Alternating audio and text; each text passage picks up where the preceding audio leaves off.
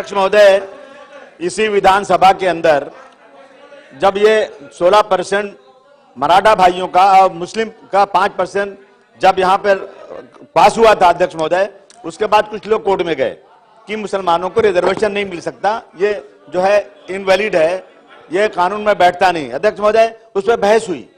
यहां कोई धर्म के नाम पर मांग ही नहीं रहा है। अध्यक्ष महोदय, जब वहां बहस हुई, दोनों तरफ के वकीलों में बहस हुई, जब जज साहब ने फैसला किया तो जज साहब पढ़े लिखे, ऐसा नहीं कि जज को नहीं मालूम कानून क्या है, क्या कानून में बैठता है। उन्होंने कहा 5% मुसलमानों के एजुकेशन में तुरंत दे देना चाहिए। उसके बाद बार बार ये बात कही जा रही है कि धर्म के नाम पर नहीं, धर्म के नाम पर मांग कौन रहा है? अरे भाई, जो लोग पढ़े लिखे हैं उन्होंने कहा है। अध्यक्ष महोदय, इसके पहले सरकारों ने कई एक कमीशन बिठाया, एक जो है रंगनाथ मिश्रा कमीशन बैठा, एक महाराष्ट्र सरकार ने एक महमूदुर रहमान कमीशन बिठाया, दिल्ली में एक कमीशन बिठाया गया। अध्यक्ष महोदय, इन सब कमीशन ने कहा कि मुसलमानों को 10% रिजर्वेशन देना चाहिए, धर्म के नाम पर नहीं, बल्कि 50 जातियां जो पिछड़ी जातियां उसके नाम पर। अध्यक्ष, मेरा कहना है कि मैं 16% मराठा भाइयों के रिजर्वेशन को पूरा का पूरा सपोर्ट करते हुए मैं तमाम लोगों से गुजारिश करता हूं कि हमारे 5% को भी आप जो है ना उसको सपोर्ट करिए। अध्यक्ष, मेरा कहना है कि जब तक कानूनी दाव पेच खत्म नहीं होता उस वक्त तक सरकार 3 आदमी की कमेटी, 3 लोगों की कमेटी बना दे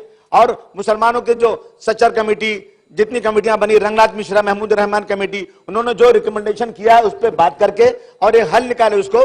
जब तक ये रिजर्वेशन पास नहीं होता उस वक्त उनको पिछले दरवाजे से जो मदद मिले वो कर देना चाहिए। अध्यक्ष महोदय, ये हमारी मांग है। अध्यक्ष महोदय, यहाँ ये है 1947 में जब ये देश, उसके पहले जब लड़ाई हो रही थी अंग्रेजों सर, तो हिंदू और मुसलमान दोनों कंधे से कंधा मिलाकर लड़ाई लड़ रहे थे। लेकिन हमें अफसोस है, उस वक्त हिंदू और मुस्लिम भाई भाई की तरह थे, लेकिन अंग्रेजों ने एक साजिश के तहत इस देश को 2 टुकड़े कर दिया और हम हिंदू मुसलमानों को अलग कर दिया। अध्यक्ष महोदय, एक दिन वो था जब दुनिया भर में सम्मान हमारा था, गीता के श्लोक हमारे और कुरान हमारा था, दूध की नदियां बहती थी वो हिंदुस्तान हमारा था, वो नफरत की दीवार गिरा दो ये आवाज हमारी है, देश के गद्दारों से कह दो धरती जान से प्यारी है। अध्यक्ष महोदय, जब 1947 में हिंदुस्तान पाकिस्तान का बंटवारा हुआ तो मुसलमान अपने सामान को पोटलियां बना बनाकर अपने सरों पर रखकर पाकिस्तान की तरफ रवा दवा था। लेकिन उस वक्त अध्यक्ष महोदय, दिल्ली की जामे मस्जिद के मीनारों से खड़े होकर के मौलाना अबुल कलाम आजाद साहब ने, गांधी जी ने, जवाहरलाल नेहरू ने, वल्लभ भाई पटेल साहब ने, सब ने कहा कि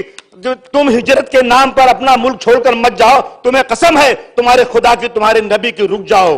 देख के हिजरत आसमान और धरती थर्राई थी, आओ देखो कुतुब मीनार की आंखें भी भर आई थी। दिल में खौफ कहां से आया, क्या तुम्हें शहादत याद नहीं है? आओ हमारे साथ रहो, हम तुम्हें हक देंगे, कोई इमदाद नहीं। आज हमें हक कहां मिल रहा है अध्यक्ष महोदय? कोई इतने लोग बैठे हैं अध्यक्ष महोदय, मुझे मैं क्षमा के साथ कहना चाहता हूं 5% का सपोर्ट बहुत कम लोग कर रहे हैं। अध्यक्ष महोदय, 5% मिलना चाहिए। अध्यक्ष महोदय, क्या गलती हमारी क्या है इसमें? अध्यक्ष मैं थोड़ा सा, अध्यक्ष महोदय, मैं ये हिंदुस्तान पाकिस्तान का बंटवारा क्यों हुआ? अगर एक तरफ मोहम्मद अली जिन्ना थे तो दूसरी तरफ गांधी जी थे, दूसरी तरफ जवाहरलाल नेहरू थे और सबसे बड़ी बात लौह पुरुष सरदार वल्लभ भाई पटेल थे। क्यों उन्होंने कर दिया? गांधी जी ने कहा कि मेरी लाश पर हिंदुस्तान पाकिस्तान बनेगा, बन गया। मौलाना अबुल कलाम आजाद ने कहा था उस वक्त सर कि मेरी लाश पर हिंदुस्तान पाकिस्तान बनेगा। उन्होंने कहा अगर आसमान से कोई फरिश्ता उतर कर आ जाए, कोई देवता उतर कर आ जाओ, ये कहे कि मैं आपको एक दिन में हिंदुस्तान की आजादी दे दूंगा, लेकिन इस आजादी के बदले में हिंदू और मुस्लिम की एकता को आसमान पर लेकर चला जाऊंगा। सर आप सुनिए, उस वक्त मौलाना ने कहा कि मुझे हिंदुस्तान की आजादी थोड़े दिन के बाद ले लेंगे, लेकिन हम हिंदू, अगर आजादी देर में मिलेगी तो देश का नुकसान होगा, लेकिन हिंदू मुस्लिम की एकता चली जाएगी तो इंसानियत का नुकसान होगा। ये हमारा किरदार रहा है सर इस देश के अंदर। लेकिन आज सर, आज क्या हो रहा है देश में? आज देश में सिर्फ हिंदू और मुस्लिम के नाम पर देश को बांटा जा रहा है। और तय करें हम लोग, इंसानियत को अपने पास हमें रखना है, इंसानियत को खत्म नहीं करना है। अध्यक्ष महोदय, मैं बताऊं आपको अध्यक्ष महोदय, जहां सियासत, जहां राजनीति, सियासत मजहबी मसलों को, धार्मिक मसलों को देश को शांत करे वो देश महान होता है। जहां सियासत धार्मिक मसलों को शांत करे वो देश महान होता है। और जहां सियासत खुद धार्मिक मसलों को पैदा करे, समझ लो देश गलत लोगों के हाथ में है। ये मैं नहीं, ये किंग मार्टिन लूथर ने कहा था अध्यक्ष महोदय। इस देश में इनकलाब जिंदाबाद का नारा किसने दिया? वो नारा देने वाले का नाम हजरत मोहम्मद मुसलमान। एक मिनट सर, लास्ट बोल रहा हूं सर, भारत छोड़ो का नारा किसने दिया? नारा देने वाले का नाम है यूसुफ मेहर अली। अध्यक्ष महोदय, जय हिंद का नारा किसने दिया? नाम देने का नाम है आबिद अली साफरानी। मादरे वतन जिंदाबाद का नारा किसने दिया? 1857 में अध्यक्ष महोदय अजीमुल्लाह खान ने दिया। तिरंगा जो आज है उसका रंग किसने दिया?